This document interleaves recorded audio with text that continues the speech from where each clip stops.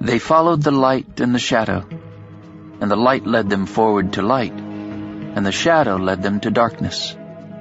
T.S. Eliot. Choruses from The Rock, 7. 1. Before dawn, I woke in darkness to the ringing of a tiny bell, the thimble-sized bell that I wore on a chain around my neck. 3 bursts of silvery sound, a brief silence after each. I was lying on my back in bed, utterly motionless, yet the bell rang 3 times again. The vibrations that shivered through my bare chest seemed much too strong to have been produced by such a tiny clapper. A 3rd set of 3 rings followed, and then only silence. I waited and wondered, until dawn crept down the sky and across the bedroom windows. Later that morning in early March, when I walked downtown to buy blue jeans and a few pairs of socks, I met a guy who had a .45 pistol and a desire to commit a few murders. From that encounter, the day grew uglier as surely as the sun moved from east to west. My name is Odd Thomas. I have accepted my oddness. I am no longer surprised that I am drawn to trouble as reliably as iron to a magnet. 19 months ago, when I was 20, I should have been riddled with bullets in that big news shopping mall shootout in Pico Mundo, a desert town in California. They say I saved lots of people in my hometown, yet many died. I didn't. I have to live with that. Stormy Llewellyn, the girl I loved more than life itself, was one of those who died that day. I saved others, but I couldn't save her. I have to live with that, too. Living is the price I pay for failing her, a high price that must be paid every morning that I wake.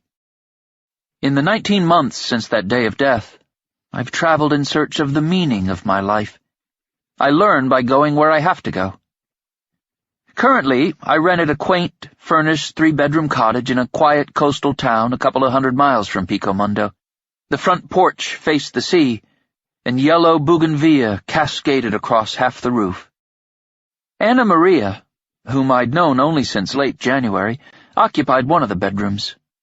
She appeared to be ready to give birth in about a month, but she claimed that she'd been pregnant for a long time and insisted that she would be pregnant longer still.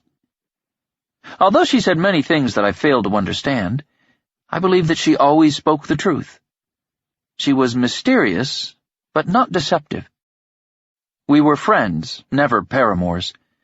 A lover who is enigmatic will most likely prove to be a cataclysm waiting to happen, but a charming friend whose usual warmth is raveled through with moments of cool inscrutability can be an intriguing companion. The morning when I set out on a shopping expedition, Anna Maria followed me as far as the porch.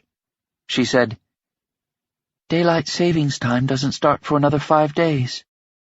At the bottom of the steps, I turned to look at her.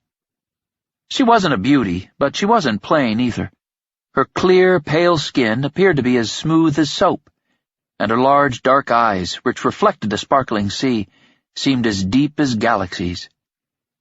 In sneakers, gray khaki pants, and a baggy sweater, she was so petite that she might have been a child dressed in her father's clothes.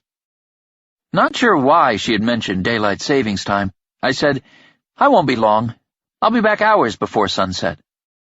"Darkness doesn't fall to a predictable schedule. Darkness can overwhelm you any time of the day, as you know too well."